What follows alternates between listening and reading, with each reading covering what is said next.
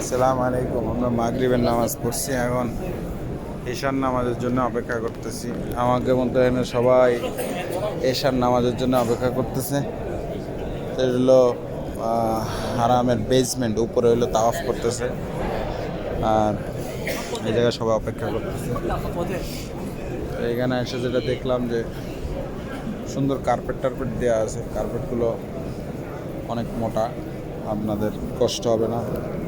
পাথরের উপর নামাজ পড়লে পা ব্যথা করতে পারে, কার্পেটের উপর নামাজ পড়লে কষ্ট হবে।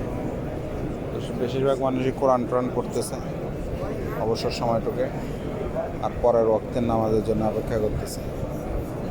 এই হচ্ছে আপনার হজের একটা কালচার।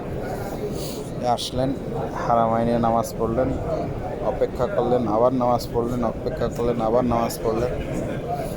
এই তো, আলহামদুলিল্লাহ।